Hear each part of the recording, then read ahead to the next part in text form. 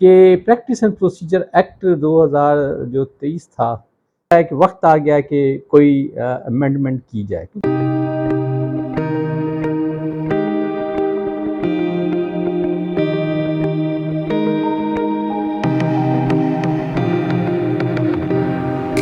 اعوذ باللہ من الشیطان الرجیم، بسم اللہ الرحمن الرحیم۔ السلام علیکم۔ آپ دیکھیں ادریس الرحمان ویلاگ اور میں ہوں ادریس الرحمان، اور آج کا ویلاگ شروع کرنے سے پیشتر وہی بات آپ سے ریکویسٹ رہے گی کہ آپ نے ابھی بھی اگر ادریس الرحمان ویلاگ کو سبسکرائب نہیں کیا تو سبسکرائب کر لیں، تاکہ آپ کو نیا ویلاگ آئے تو اس کا فوری طور پہ آپ کو نوٹیفیکیشن مل جائے، اور ادریس الرحمان ویلاگ کو لائک کریں، شیئر کریں، اور کامنٹ سیکشن میں فیڈ بیک ضرور دیں۔ شروع کرتے ہیں آج کا ویلاگ۔ اور آج کا ویلاگ تو میں کرنا یہ چاہ رہا تھا کہ جی آج کیونکہ جمعہ کا دن ہے، تو پچھلے جمعے سے پاکستان کی سیاست میں جو بھونچال آیا ہوا ہے، اور اس بھونچال میں کچھ ایسے بھونپو ٹائپ ہیں، صحافی ہیں، ویسے میں انہیں صحافی تو مانتا نہیں، بھونپو مانتا ہوں،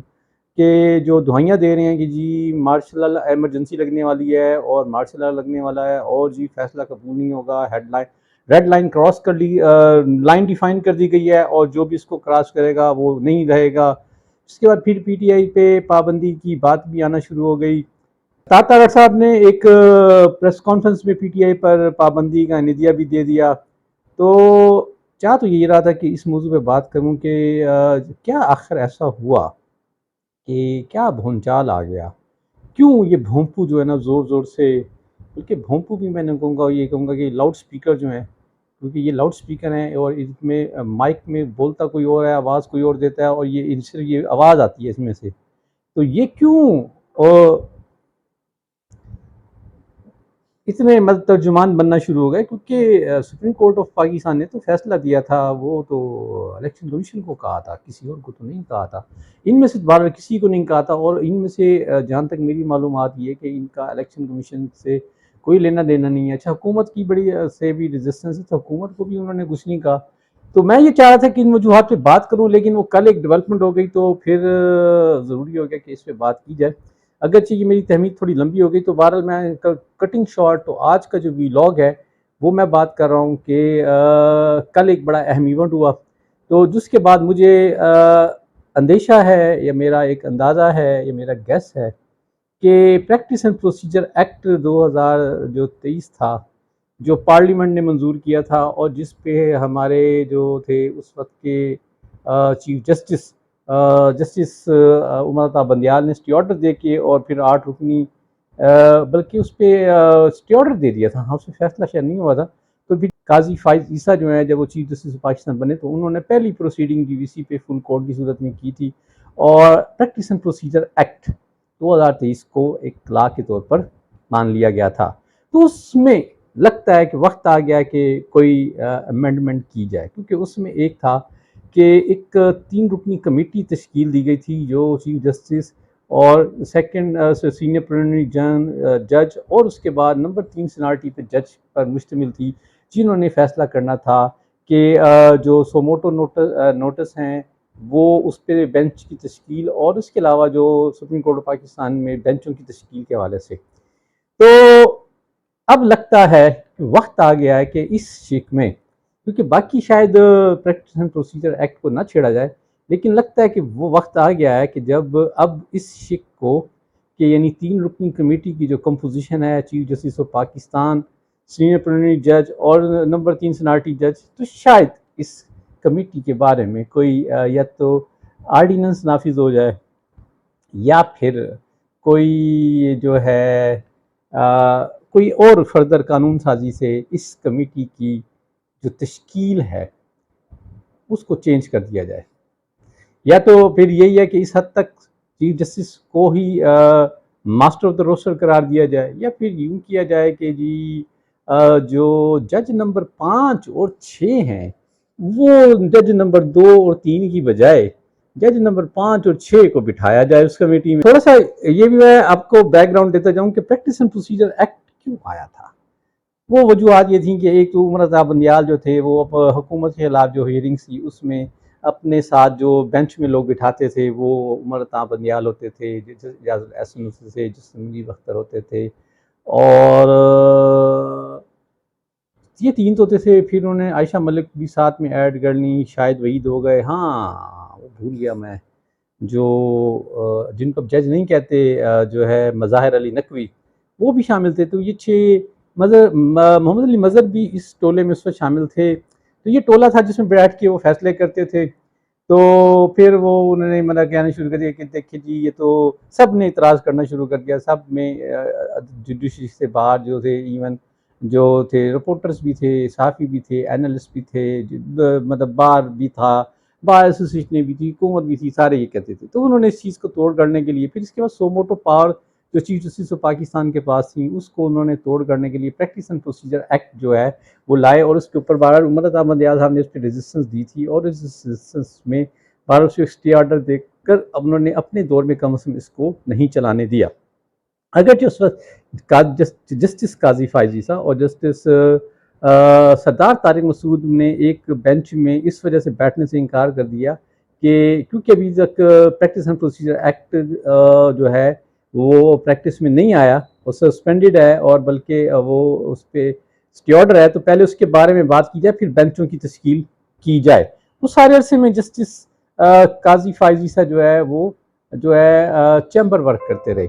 اب ہوا یوں کہ کل جو ہے وہ میٹنگ ہوئی کمیٹی کی، اور اس میں سپریم کورٹ آف پاکستان میں ججز کی مطلب چھٹیاں ہیں، تو کچھ ججز جو ہیں وہ کراچی رجسٹری میں ہیں، کچھ لاہور رجسٹری میں ہیں، کچھ کوئٹہ رجسٹری میں ہیں، کچھ پشاور رجسٹری میں ہیں، اور کچھ مین رجسٹری جو ہے مین جو ہے سٹنگ ہے سیٹ ہے اسلام آباد میں ہے۔ تو جسٹس چیف جسٹس قاضی فائزی صاحب اور جسٹس منصور علی شاہ سپریم کورٹ کے اپنے کمیٹی روم میں شاید بیٹھے تھے، اور جس منی وقت وہ کراچی میں ہیں، وہ بھی ممبر ہیں، تو وہ ویڈیو لنک پہ تھے، تو ایجنڈا آیا ان کے سامنے بینچ فکسیشن کے حوالے سے۔ تو آلریڈی کافی سارے بینچ تو طے تھے کہ ججز کی کہاں کہاں وہ کن کن بینچز میں وہ کیسوں کی سماعت کریں گے، یا کن کن کیسوں کی سماعت کریں گے۔ تو کہتے جی وہ اس میں ایجنڈے میں آئی، تو پہلی جو ایجنڈا نمبر آئٹم تھا وہ تھا کہ مخصوص نشستوں کے حوالے سے جو ابھی 13 رکنی بینچ کا فیصلہ آیا تھا، اس پہ گورنمنٹ نے ریویو پٹیشن داخل کی ہے۔ تو اس پہ بات ہوئی کہ جی ریویو پٹیشن پہ بینچ کے حوالے سے، تو اس پہ جسٹس منصور علی شاہ نے کہا کہ کیونکہ جی ابھی اس کا تفصیلی فیصلہ نہیں آیا، تفصیلی فیصلہ آنے دیں تو پھر ہم ریویو سن لیں گے۔ یہی بات جسٹس جو ہے منیب اختر نے ویڈیو لنک سے کراچی سے بات کی، لیکن قاضی فائزی صاحب شاید چاہتے تھے کہ وہ کہتے تھے کہ جی کیونکہ دیکھیں جسٹس ڈینائڈ والی بات ہے، کیونکہ وہ جو پارٹی ہے اس کا حق متاثر ہو رہا ہے، تو وہ چاہتی ہے کہ اپنے حق کی داد رسی کے لیے آئے۔ تو اس پہ انہوں نے کہا کیونکہ دیکھیں جی یہ ریویو پٹیشن جو ہے یہ 13 رکنی بینچ ہی سنے گا، اور اس پر بینچ اویلیبل نہیں ہے۔ تو انہوں نے کہا کہ جی دیکھیے میں پھر یوں کرتا ہوں، میں چھٹیاں منسوخ کر کے ججز واپس بلا لیتا ہوں۔ تو اس پہ جس منیب اختر نے انہیں کہا کہ جناب اعلیٰ کہ یہ آپ پہلے 1 مہینے کی چھٹیاں کم کر چکے ہیں، تو آپ 1 مہینے کی چھٹیاں کم کر کے ججز کو اپنی فیملیوں سے کیوں دور کرنا چاہ رہے ہیں؟ تو 12 کہتے جی کوئی مزیدار طریقے سے یہ نہیں رہی، اور اس پہ ایون دین چیف جسٹس قاضی فائز عیسیٰ نے یہ کہا کہ اپنا وہ ان کا جو ہے وہ اس پہ ایک علیحدہ نوٹ لکھنا چاہتے ہیں۔ تو اس پہ جسٹس منصور علی شاہ اور جسٹس منیب اختر نے کہا کہ یہ آپ کا حق حاصل ہے کہ آپ اس، کیونکہ یہ میٹنگ ہے 3 رکنی کمیٹی ہے، اس میں باہمی مشاورت سے فیصلے ہونے ہیں، اور کیونکہ آپ جو کہہ رہے ہیں بات اس لیے پریکٹیکل ممکن نہیں ہے، ایک تو بینچ اویلیبل نہیں ہے، دوسرا یہ کہ ابھی ریویو کو اس کا جو ہے تفصیلی فیصلہ آنے میں بھی کچھ ٹائم لگے گا، جب تک وہ نہیں آئے گا تو ریویو نہیں لگ سکتی۔ اس لیے آپ کو رائٹ حاصل ہے کہ آپ اس پہ اپنا جو رائے دینا چاہتے ہیں وہ دیں۔ اب اس اختلاف کی وجہ سے تو فوری طور پہ ایفیکٹ یہ ہوا کہ جو ہے مخصوص نشستوں کیس میں سپریم کورٹ جو ہے وہ فوری طور پہ ریویو میں نہیں جا رہی۔ تو اب قاضی صاحب کہتے ہیں جی اس کے بعد بڑی تھوڑی سی اپسیٹ تھے، اور اس کے بعد وہ پروسیڈنگ میں انہوں نے حصہ نہیں بھی لیا، بعد میں جو ایجنڈے کے آئٹم آئے تو اس پہ انہوں نے کوئی رائے نہیں دی۔ تو جس پہ منصور علی شاہ صاحب کے بارے میں کہا جاتا ہے کہ انہوں نے انہیں بتایا کہ دیکھیں آپ ممبر ہیں اور اس میں اختلافی بات ہو سکتی ہے۔ تو بہرحال وہ میٹنگ ہو گئی، فیصلہ یہ ہوا کہ فی الحال بینچ کی عدم دستیابی اور جو ہے جب تک تفصیلی فیصلہ نہ آئے تو مخصوص نشستوں پہ جو ہے ریویو پٹیشن نہیں ہوگی، تو یہ بات تو ختم ہو گئی، لیکن اس سے اب یہ اندیشے بڑھ گئے کہ اب حکومت، کیونکہ پہلے بھی پریکٹس اینڈ پروسیجر ایکٹ لانے میں اس وقت کی گورنمنٹ کی انٹینشن کوئی جوڈیشری میں کوئی اس طرح کی کوئی نارملسی کو پریزنٹ کرنا یا جوڈیشری کے کام کو امپروو کرنے کے لیے نہیں لائی تھی، بلکہ اس وقت لائی یہ تھی کہ اس کا انٹینٹ یہ تھا کہ وہ محمد عطیہ بندیال سے پاور لینا چاہتی تھی، اور کیونکہ اس وقت سینئر پرلیمنری جج جو ہے وہ جسٹس فائز عیسیٰ تھے، اور نمبر 3 سینیورٹی پہ سردار طارق مسعود تھے۔ تو جب محمد عطیہ بندیال ریٹائر ہو گئے تو پھر وہاں کانفیگریشن چینج ہو گئی تھی، پھر جسٹس قاضی فائز عیسیٰ جو ہیں وہ چیف جسٹس قاضی فائز عیسیٰ ہو گئے، اور جو تھے سردار طارق مسعود وہ سینئر پرلیمنری جج ہو گئے، اور اعجاز الحسن تیسرے نمبر پہ سینیورٹی ہو گئے۔ پھر یوں ہوا تھا کہ سردار طارق مسعود جو ہے وہ ریٹائر ہو گئے، تو سینئر پرلیمنری جج اعجاز الحسن ہو گئے تھے، اور جسٹس منصور علی شاہ جو ہے وہ تیسرے نمبر سینیورٹی پہ ہو گئے تھے۔ جب جسٹس اعجاز الحسن بھی ریزائن کر گئے تو پھر سینئر پرلیمنری جج منصور علی شاہ ہو گئے تھے، اور جسٹس نمبر 3 سینیورٹی پہ ہو گئے تھے۔ تو جس زمانے میں پریکٹس اینڈ پروسیجر ایکٹ کے اوپر یہ جب باتیں ہو رہی تھی، یہ پروسیڈنگ چل رہی تھی، تو ان دنوں میں شاید پتہ نہیں میں نے ویلاگ کیا تھا نہیں کیا تھا، لیکن بارہ میری عمومی رائے یہ تھی کہ دیکھیں بات یہ ہے کہ اس کو کوئی ایک براڈر بیس پہ رکھنے کی ضرورت تھی، کیونکہ آپ نے اس وقت نمبر 2 نمبر 3 سینیورٹی کو اس لیے ڈالا کہ وہ آپ کی لگتا تھا حمایت میں ہے۔ آج جب آپ کی حمایت میں نہیں رہے تو کیا پھر دوبارہ اس میں ایک چینج لایا جائے گا؟ تو وہ لگ یہ رہا ہے کہ اب وہ کچھ چینج کا ٹائم آ گیا، ہو سکتا ہے وہ کہہ دیں جی جناب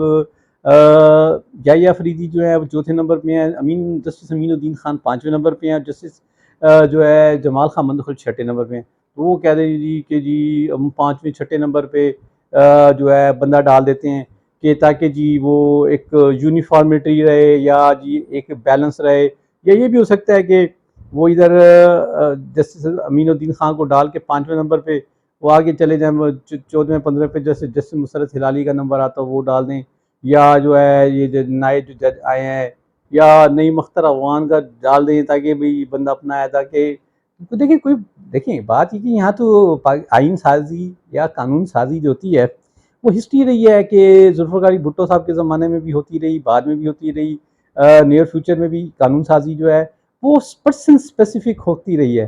تو کوئی بڑی بات نہیں ہے یہ بھی ہو جائے، کیونکہ اگر یہ تو بات چلی گئی تو پھر کتنے دن تک کیا التوا میں بیٹھے انتظار کیا جائے، کیونکہ اب وہ 15 دن کی میعاد گزر بھی سکتی ہے، اب وہ کل کو یہ سوال بھی آئے گا،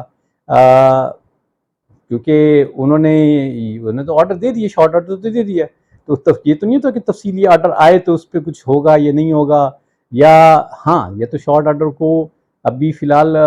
تھوڑی دیر کے لیے سسپینڈ کر دیا جائے، یا اس پہ اسٹے آرڈر دیا جائے، پھر تو بات ہے۔ تو لیٹس سی، دیکھیں جی اب یہ 2-4 دنوں میں کون سی ڈیولپمنٹ ہوتی ہے۔ یہ تھا جی آج کا ویلاگ، خوش رہیں، آباد رہیں، السلام۔